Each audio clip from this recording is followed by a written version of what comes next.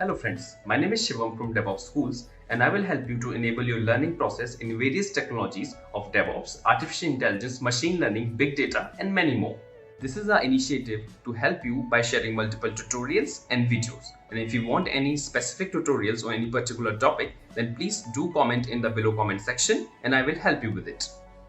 Also, please subscribe to our premium services on YouTube, which will give you access to more content and videos to enhance your knowledge about all these topics. Also, if you want me to help you with regards to the online trainings and classroom sessions by our qualified trainers, then please do write me at contact@devopsschool.com. Actually, today's plan is to show you New Relic lab and also route service.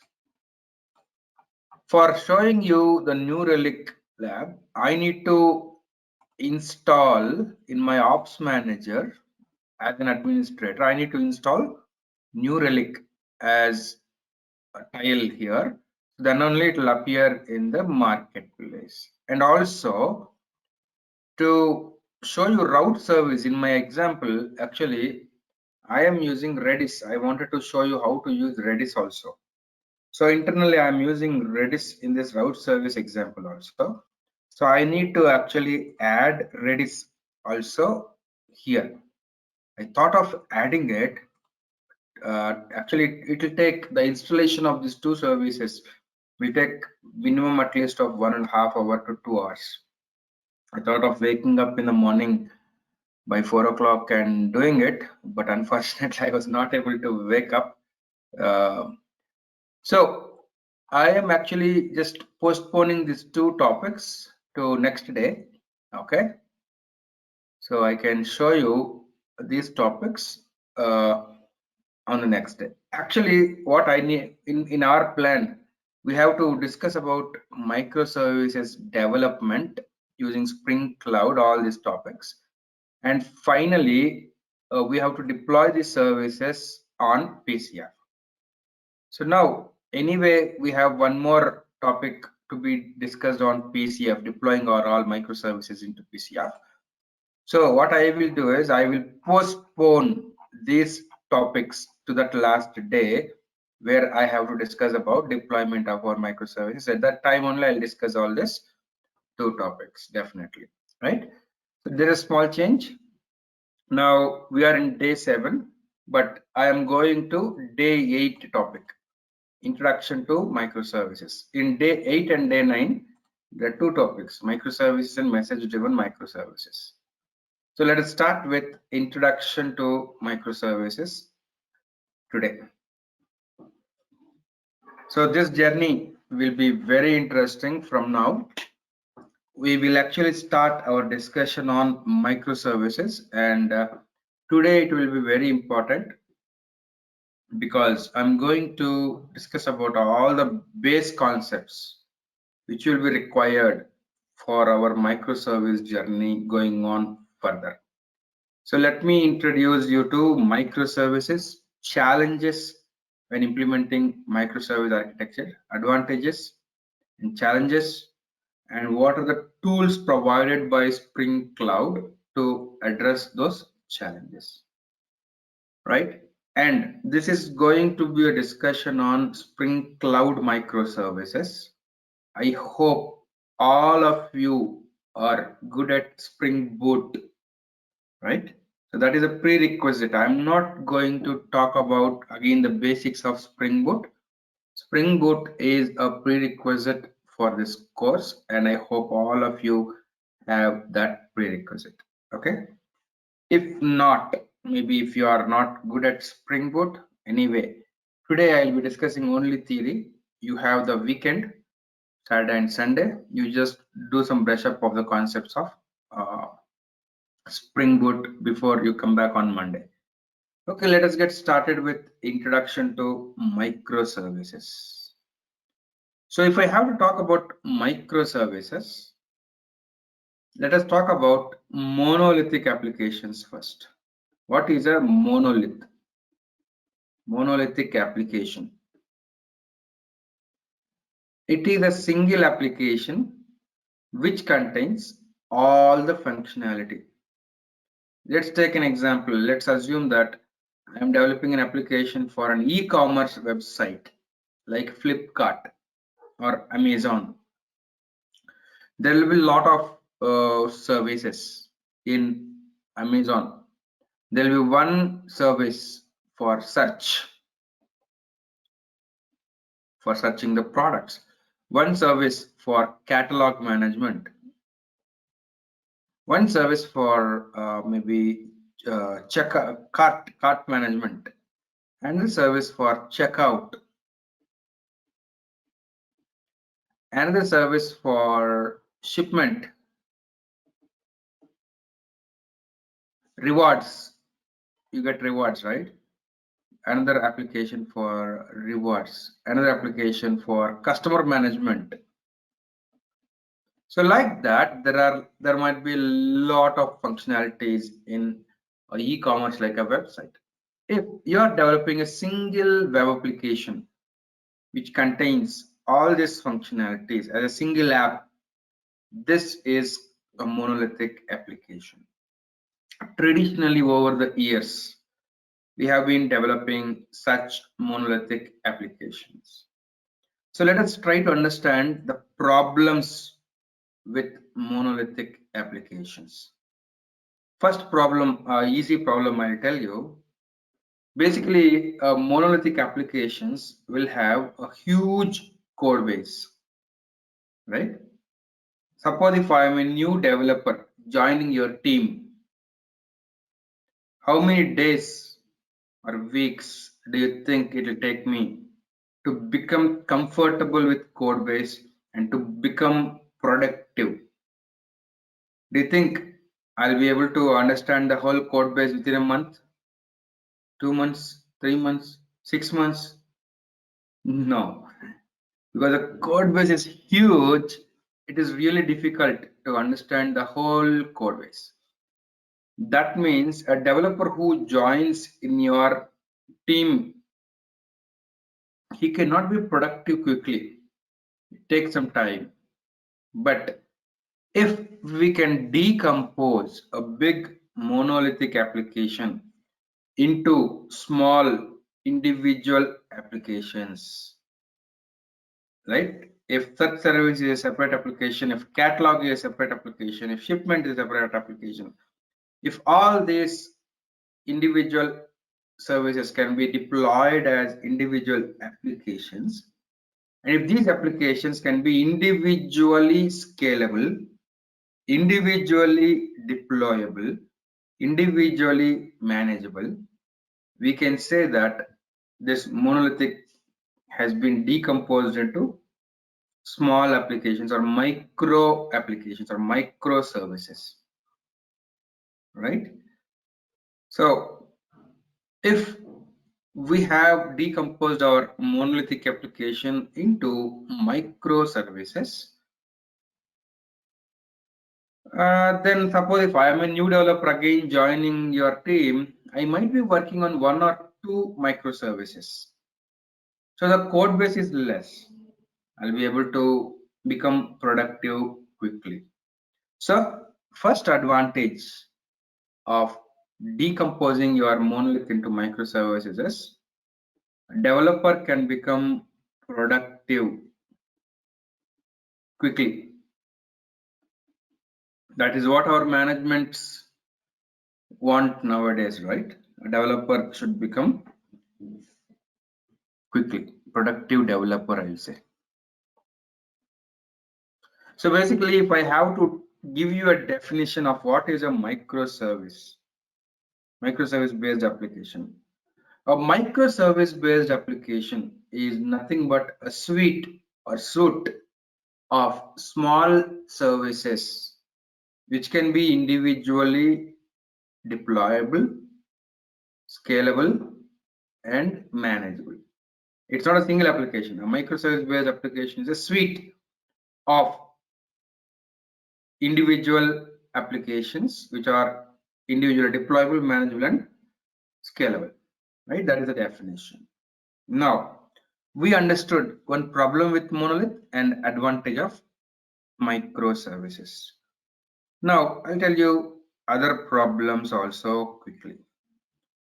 Suppose if this whole monolithic application was developed in Java and later we realized that, let's say, for such service, Scala is a better option. I'm not saying Scala is better for such, just for an example, okay? Let's assume that we identified if we had implemented such in Scala, it could have been better. So the whole application is in Java, it's a monolith right now. So can we have only such written in Scala? No, right? That is one problem. That means we will not be able to leverage the new upcoming technologies if we are actually using a monolithic application. Hey viewers, our Mastery in DevOps engineering program can help you to hone the skills necessary to succeed in high-level DevOps positions. So, what are you waiting for? Enroll now and earn certification that show you are keeping pace with today's technical roles and requirements. Contact info is mentioned in the video sidebars and in the description box. Book your seats for the upcoming batches now. But if I have decomposed this into microservices, what I can do? Let's assume such service is today developed in Java. Of course, every service will be having its own API, right? It will be exposing its services using an API so that other services can talk to that. Now, what I can do is I can hire Scala developers and ask them to implement same search API using Scala. Once it is ready, I can just swap both of them. So that means if I have actually in developing my application using microservice based approach, I will be able to leverage new technologies easily. Each service can be developed in a language of its own choice. So for catalog management, let's say you want to implement using Python, you can do it. For shipment, you want to implement using Ruby, you can do it. So we will actually implement our application using polyglot languages. Polyglot language.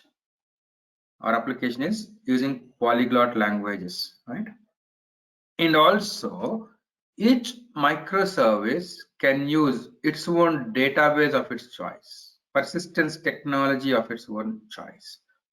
Maybe for catalog management, I feel MongoDB is good. So I can go and use MongoDB for catalog. For shipment, RDBMS. For cart management, some other database. So every microservice can have its own database of its own choice. So that means we can achieve persistence in multiple ways. So we say that if we are going with microservice based approach, we can achieve polyglot persistence. Okay. And few more advantages I will tell you. Okay. So let me tell you one more thing. Let's assume that you are having an application where you have service 1, service 2, service 3. Service 1 is doing a lot of CPU intensive operations. It requires more CPU. Service 2 is doing a lot of IO, writing and reading. So it is doing a lot of IO. And service 3 is consuming a lot of memory. So this service requires more CPU, this requires more IO capabilities, this requires more memory. So if I'm writing a single monolithic application which has all these services, and each service is having conflicting requirements. One requires more CPU, one requires more IO, one requires more memory. Then my monolith has to be deployed on a machine with high CPU, high IO capability, high memory. So my infrastructure cost will shoot up. Or suppose now in this case, if I want to scale my monolith, yes, I'll be able to scale, but I need that type of VMs, costly VMs. So my infrastructure cost is going to shoot up. But if I am developing this application using microservice based approach, what I can do is anyway, I'll be deploying on either cloud or either public cloud or in-house cloud in our data center. So we can deploy this service one on a machine which is having high CPU, this on another machine which is having high IO, this on other machine which is having high memory. So we can actually save on our infrastructure cost if we can individually deploy on different machines, right? So this is another advantage of going with microservice based approach. So like that, if I'm going to discuss about all the other advantages, it becomes a big list. Okay, but instead of discussing about advantages, I would rather focus on problems. Better whenever I'm taking a decision, okay, whether I have to go with a monolith or microservices, first I have to analyze the problems which I'm going to face if I go with microservice based approach. Then we can evaluate whether I want to go or not. Remember, don't go for microservices for all applications. It is not suited for all applications. So let us see what are the problems or challenges we are facing. Then you will be able to take a decision whether you want to go with microservice based approach or not. Right? Based on the scenario, you have to take a decision. So I'll tell you how to actually decompose your microservices, your monolith into microservices using an approach called as DDD later, domain driven design. I'll discuss about what is this DDD later, but let us discuss about problems now. Okay, please concentrate from now. Every topic from here will be linked to my discussion, my previous discussions, so don't miss it. Please concentrate for next 1.5 hours. Okay, so let's assume that I have service one, microservice one, and I have microservice two. We can scale each service individually, right? Let's assume that service 2 is having 5 instances and service 1 is having 2 instances. Now, service 1, of course, every service might be exposing an API, right? Let's assume that it is exposing a REST API. Now, service 1 wants to call service 2 internally. How can this call happen?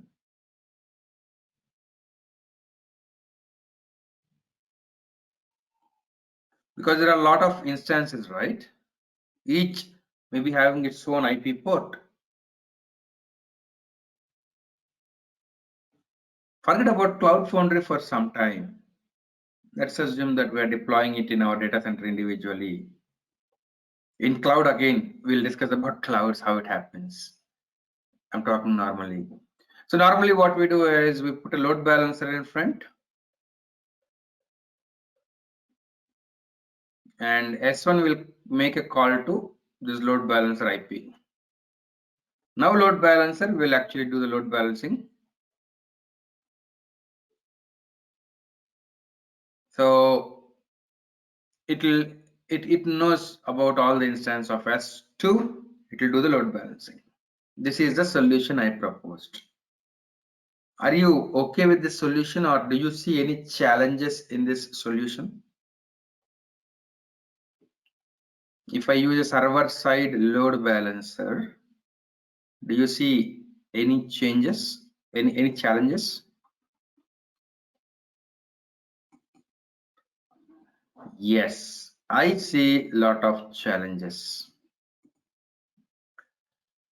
So actually, when it was a monolithic application, where service 1 and service 2 are running on the same machine, service 1 to service 2 call is a local call, in-memory call. But now when I made it as a microservice based application, local call becomes a remote call, a network call. That is the first problem. And that to here, how many network calls?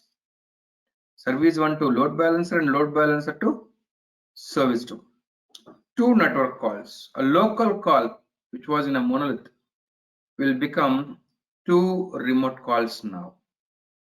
Really, it's not a good idea, right? So companies like Netflix, this Netflix is a company which tried this microservice based applications long back, and they initially tried these approaches like using a server side load balancer, and they were not happy with it for performance reasons. So they thought of trying one more thing called as client side load balancer. So let us see how client side load balancer is better than server side load balancer. What do I mean by client side load balancer? In this case, service 1 is a client to service 2, right? So the load balancing will happen on the service 1 only. So let us see how it is possible. So if you want to implement client-side load balancing, you need some sort of service discovery, right? So let's assume that I have service 1 and service 2, 5 instances. Now you need service discovery. So actually what you need is one more server called as discovery server. Discovery server. Actually, in our case, we'll be using a discovery server. Discovery server is nothing but a REST API. Hey viewers, trying to get into DevSecOps? Enroll for our DevSecOps certified professional programs and earn the certification that shows you are fit for these technical roles and requirements.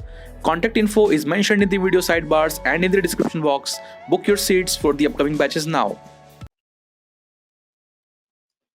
So what should happen is whenever any microservice instance is starting up, it should go and register with discovery server. And discovery server will put all the details of registration in its own registry.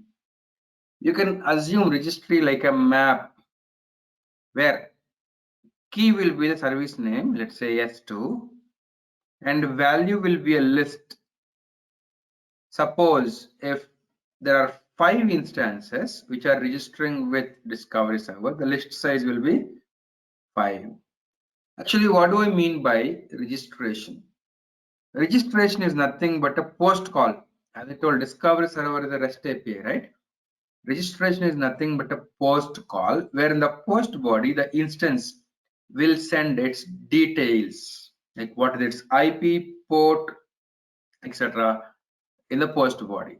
That information, the registration information, will be kept inside the list, and list size will be 5 in this case. Similarly, S1 also, all the instance of S1 also should go and register with discovery server. So a discovery server will be maintaining that information in the registry, right? Now service 1 wants to call service 2, right? What it should do is now, first of all, it should look up the discovery server and ask, hey discovery server, give me all instances of S2. So discovery server will give the list of size 5. Then service 1 internally has to use some algorithm to select one of the instances, get the URL and hit that instance. So the logic of selecting the one among 5 instances in this case is done on S1, which is a client. So the load balancing algorithm is on the client side. So we are achieving client side load balancing. So now whenever S1 wants to call S2, look up discovery server, get the instances, and then make a call. Is my actual problem solved? What is my actual problem? There are two network calls. That was a problem, right? But now is the problem solved? Here also there are two network calls. One call to discovery server, another call to S2. The problem is not, looks like it's not solved, right? So I'll change my idea now a bit. On the client side, that means on server one, suppose if there is a background thread which will actually make a call to discovery server in the background, get this registry and keep a cache of the registry. Don't worry, registry is not so big. You can assume that this registry is like a map. Even if there are 500 microservice instances, this map or registry will not have too much of data, right? It's okay. So I can say that on my S1, if there is a background thread which will make a request to discovery server at regular intervals, get the registry and cache it, then what? Whenever my Satish, you are not able to hear. What about others? You are audible, fine, Shiva. Yeah, I'm able to hear. Okay, maybe Satish is facing problem. 1 minute.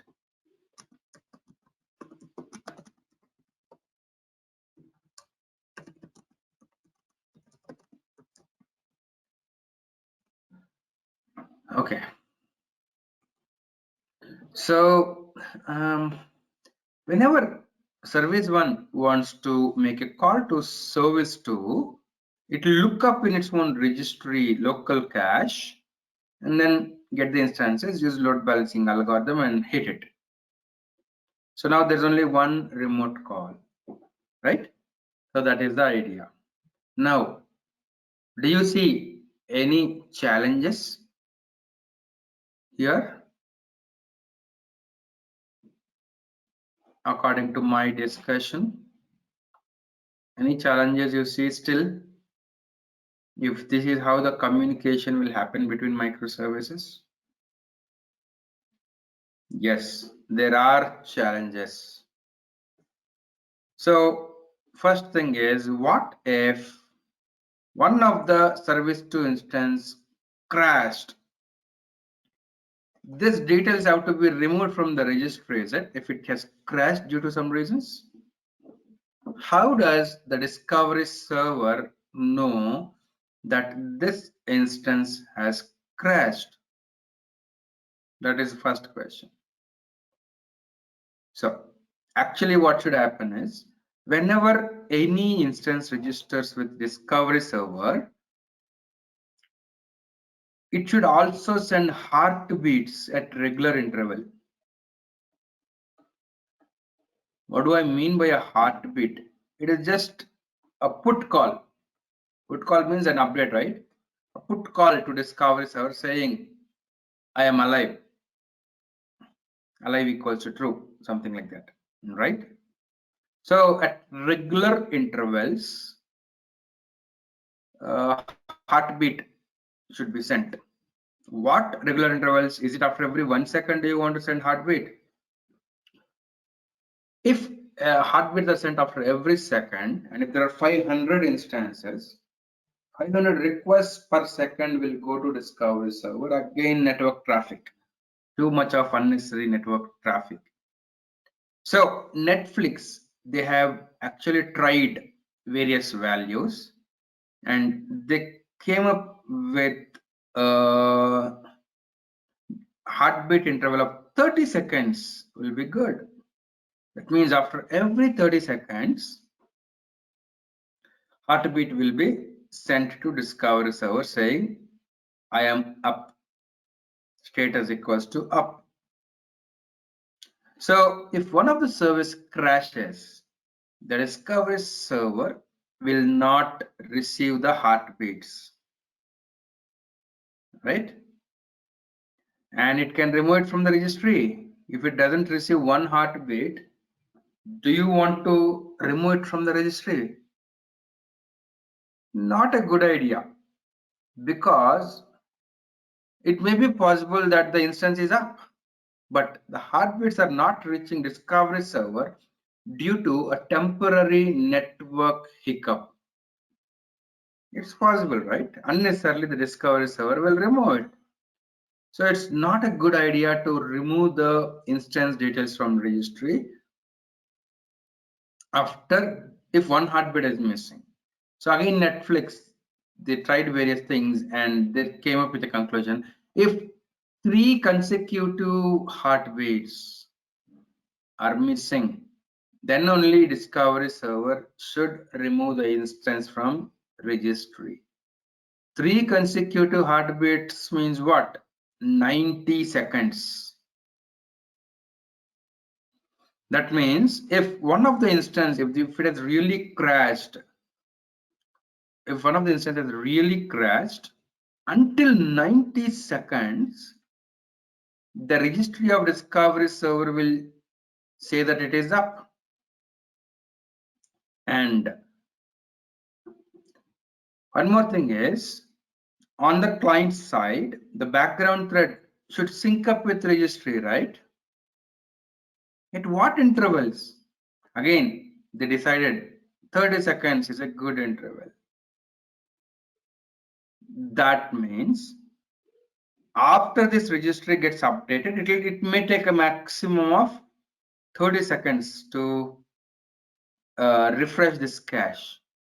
That means 90 seconds it will take for this registry to get updated at max, and 30 seconds for this cache to get updated. That means until 120 seconds in this case, this cache may be showing maximum 120 seconds, okay?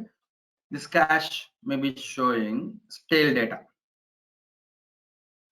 What if in this time my service 1 looks up in the cache, gets the IP using load balancing, it will select this instance which is down and make a hit. What will happen?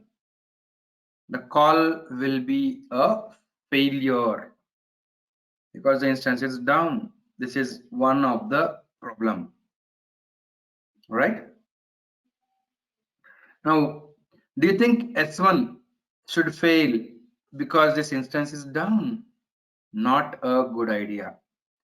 It will be good if we can retry to the next available instance, right? Because it may succeed. So what we need is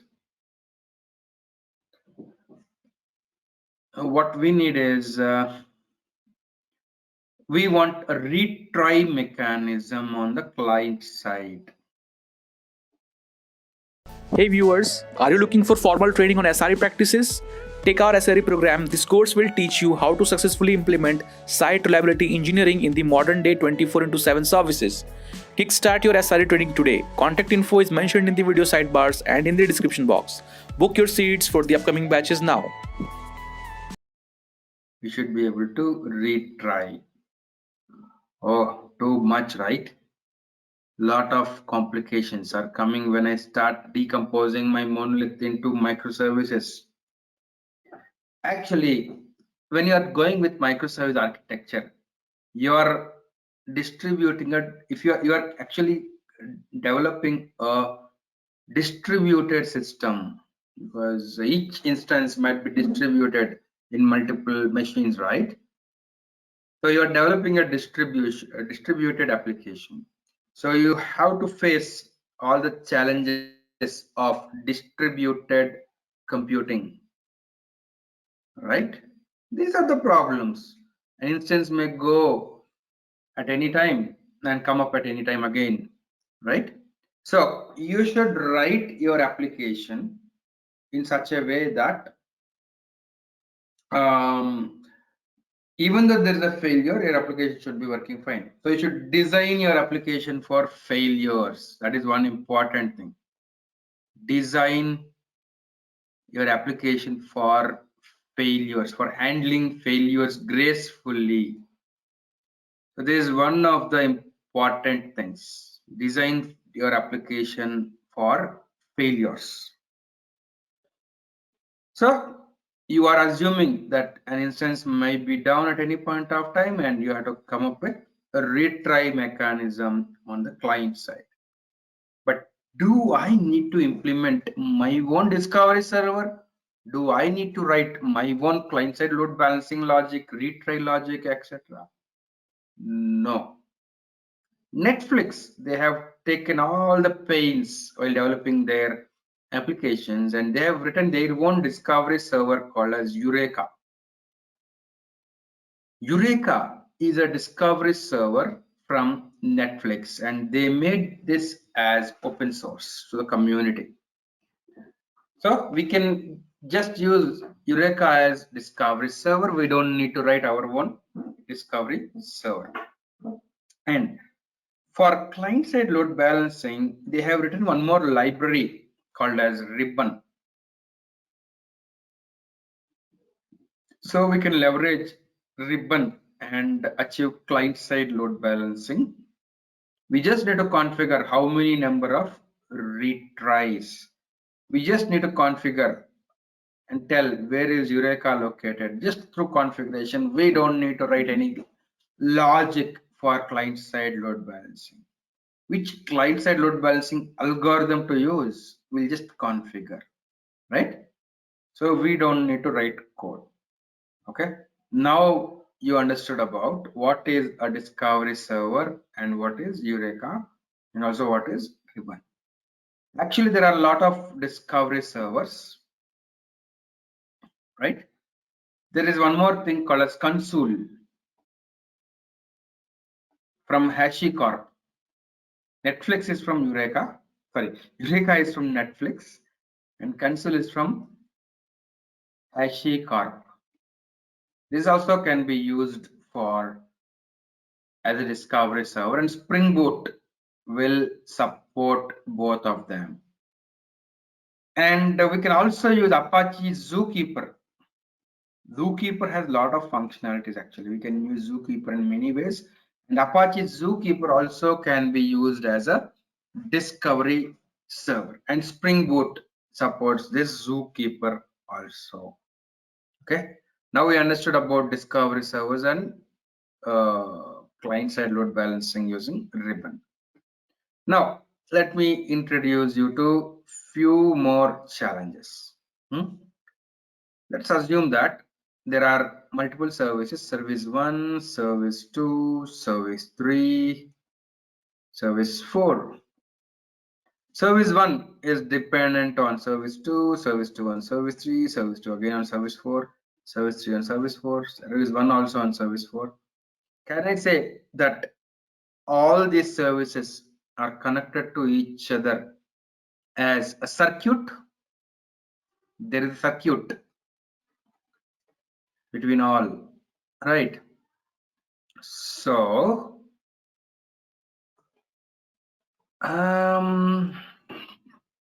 so what I want is, what if S4 crashes,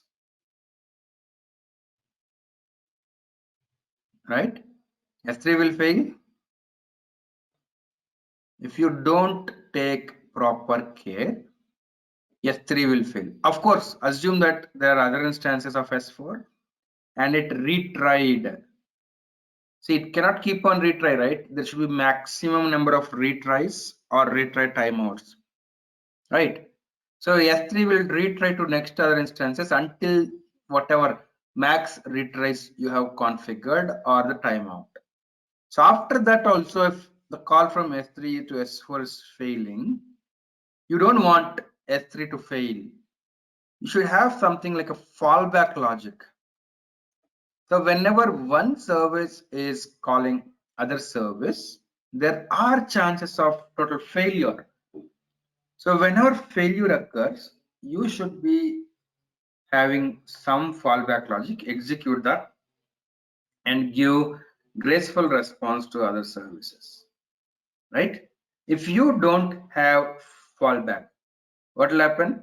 S3 try to call S4, this fails. So S3 will fail, S2 will fail, S1 will fail.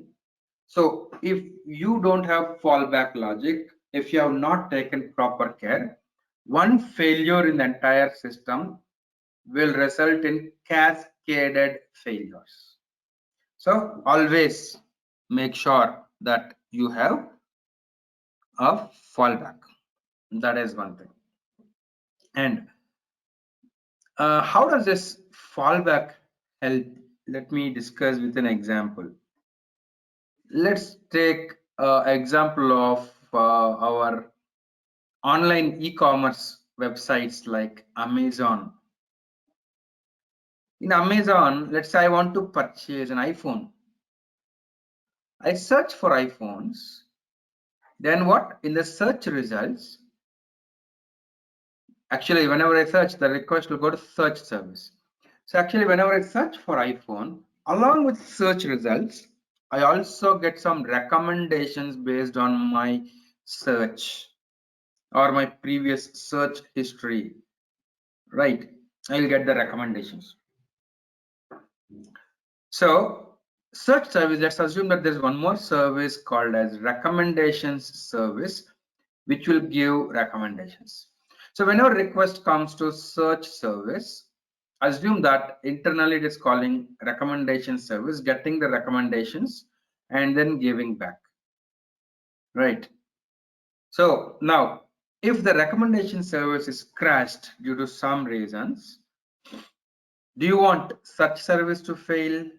No, right? It will not be a good idea to show 404 or 500 status code to the user just because recommendation service failed, right? Maybe it will be good if I have a default recommendation service. Maybe this default recommendation service might see in its database about the logged in user, currently logged in user, based on his profile. It will give default recommendations, right? So such service should fall back to this default recommendation service and give the default recommendation. So along with my iPhone search results, I'll get some default recommendations. As a user, do you really bother if the recommendations ask you to purchase a TV when you search for an iPhone? No. We normally ignore recommendations and the user experience will not be hampered because of this. Maybe still he might be getting some relevant recommendations based on his previous search history or previous interests, etc. Right? So always better to have a fallback logic. When you are developing a distributed system, you should have a fallback logic. Okay. Okay. Now let's assume that S4 is getting a lot of calls, right? S4 is getting a lot of calls from S1, S2, S3. Assume that you want to make sure that S4 can handle only 100 requests per second. And you know that according to your infrastructure, your instances can handle 100 requests per second. If more than 100 requests per second are coming to S4, you know that S4 will become slow because too many requests it cannot handle. So maximum I want S4 to receive 100 requests per second. If more than that many number of requests are coming, you know that S4 will become slow. If S4 becomes slow, what will happen? It will take more time to give response. S3 will behave as if it is slow because whenever S2 call S3, S3 is calling S4 and it is waiting for a lot of time. So it appears that S3 became slow. Similarly, S2 also will appear to be slow. S1 also will appear to be slow. Just because of one slow service in your application, it looks like entire application became slow. Not a good idea, right? So what should happen is whenever the request is more than 100 requests per second are coming to these instances, better whenever S3 is trying to call S4, right? Instead of making a call, somehow if there is some logic on S3 to identify that this is overloaded, somehow S3 should identify that this is overloaded with lot of requests and it is becoming slow. If it identifies somehow, I'll tell you how that somehow, right? If somehow S3 can identify that this instance has become slow due to some reasons and can open the circuit actually is closed, right? I told you that all services are connected to each other as a circuit. If the calls are going, that means circuit is closed. If you don't want the calls to go, you can just open the circuit. That means on service 3, there should be a logic to identify that this service has become slow and better. I will not send any more calls. I'll open the circuit. If the logically opening circuit, okay, through code in S3 you have to open a circuit. So then in case circuit is open, directly the fallback will be executed. So we can avoid too much of load on S4 like this, and gradually the number of requests per second will reduce. S4 will become normal. And then once it becomes normal, this S3 should somehow be able to identify that this S4 has become normal and close the circuit, right? So now you might be wondering, hey, how can S3 know that S4 became slow? What is this opening circuit and what is this closing circuit? It's some logic. There's a pattern called as circuit breaker pattern, design pattern. If you design your application and implement circuit breaker pattern, you will have some conditions to check whether S4 is open or S4 is slow or not. When to open a circuit, when to close a circuit. All such conditions will be discussed in the circuit breaker pattern, and you need to implement circuit breaker pattern on each and every service. Oh, too much. I have to write this logic to implement circuit breaker pattern? Not really required. There is a library called as Hystrix. Hystrix is a library from Netflix again that is implementing circuit breaker pattern already. But all you need to do is you just need to use Hystrix in all of your services and configure Hystrix. What should be how it should identify, how S3 should identify that S4 became slow. There are some configurations. You just configure it. That's all. You will not write a single line of code if you are using Hystrix, right? That is also really important. You need to implement this circuit breaker pattern, or you can leverage Hystrix. Okay, till now, any queries?